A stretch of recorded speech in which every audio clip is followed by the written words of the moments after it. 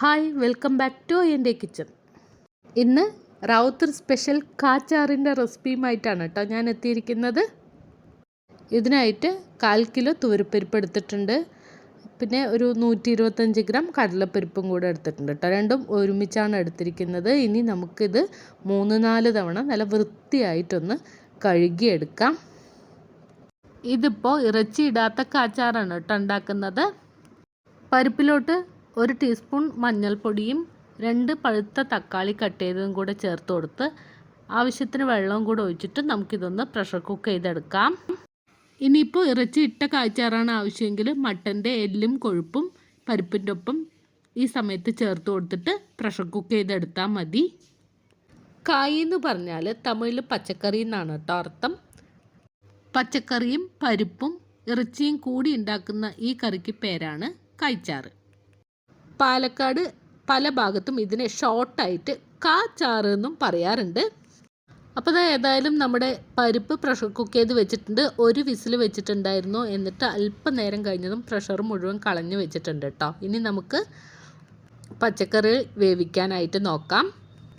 ആദ്യം മസാല ഒന്ന് വഴറ്റിയതിന് ശേഷമാണ് കേട്ടോ പച്ചക്കറി ഇട്ട് വേവിക്കുന്നത്. അതിനായിട്ട് ചുവട് കട്ടിയുള്ള ഒരു പാത്രം എടുക്കുക. അതിലോട്ട് 4 ടേബിൾ സ്പൂൺ വെളിച്ചെണ്ണ ചേർത്ത് നല്ലവണ്ണം ഒന്ന് ചൂടായതിന് ശേഷം ഇനി ഇതിലോട്ട് നമുക്ക് ഹോൾ സ്പൈസസ് ചേർത്ത് കൊടുക്കാം. ഒരു 6-7 കഷ്ണം പട്ട, 8 ഏലക്ക, ഒരു 10-15 ഗ്രാമ്പൂ, പിന്നെ 1 ടീസ്പൂൺ ഉലുവ, 1 ടീസ്പൂൺ ജീരകം എന്നിവയാണ് കേട്ടോ ഇട്ട് കൊടുത്തിട്ടുള്ളത്.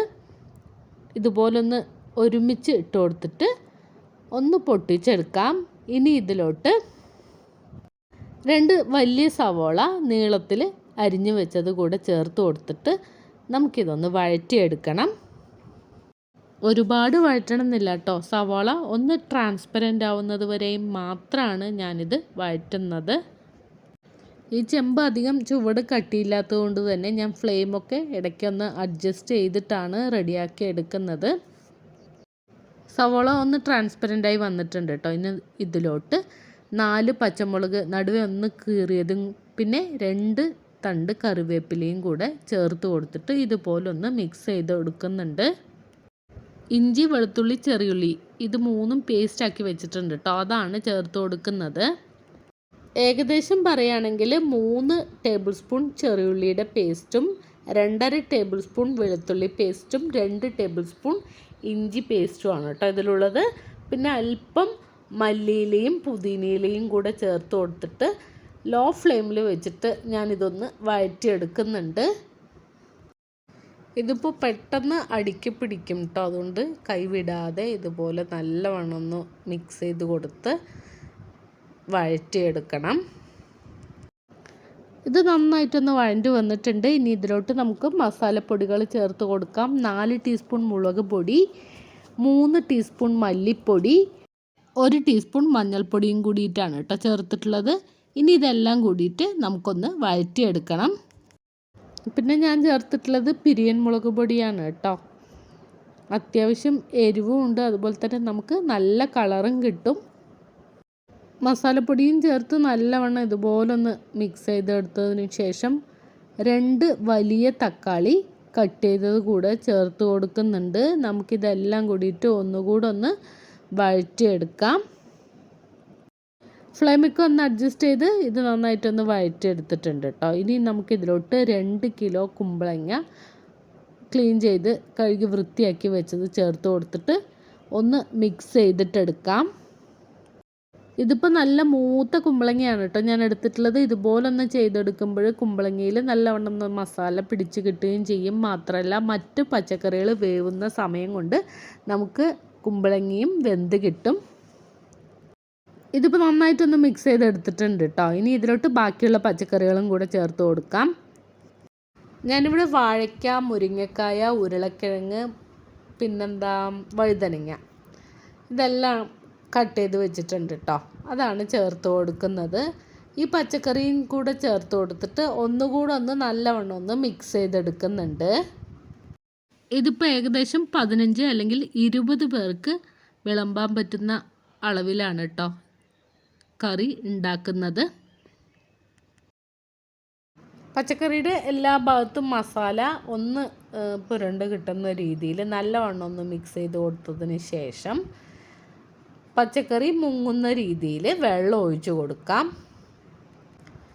ആവശ്യത്തിനുള്ള ഉപ്പ് കൂടെ ചേർത്ത് കൊടുത്തിട്ട് നമുക്ക് ഈ പച്ചക്കറി നല്ലവണ്ണം ഒന്ന് വേവിച്ചെടുക്കണം. ഈ സമയത്ത് ഒന്ന് ടേസ്റ്റ് നോക്കിക്കോളൂ കേട്ടോ. എരിവും ഉപ്പൊക്കെ ഒന്ന് മുന്നിട്ട് നിൽക്കണം. അപ്പോഴാണ് നമുക്ക് കറി റെഡിയായി വരുമ്പോൾ കറക്റ്റ് ആവുകയുള്ളൂ. ഞാനിവിടെ ടേസ്റ്റ് ചെയ്തപ്പോൾ എരിവ് കുറവാണെന്ന് തോന്നിയിട്ടോ. അതുകൊണ്ട് തന്നെ 1 ടീസ്പൂണും കൂടെ മുളക് പൊടിയും 1/2 ടീസ്പൂൺ മല്ലിപ്പൊടിയും 1/4 ടീസ്പൂൺ മാത്രം ഗരം മസാലപ്പൊടിയും കൂടെ ചേർത്ത് കൊടുത്തിട്ട് നല്ലവണ്ണം ഒന്ന് ഇതുപോലൊന്ന് മിക്സ് ചെയ്ത് കൊടുക്കുന്നുണ്ട്.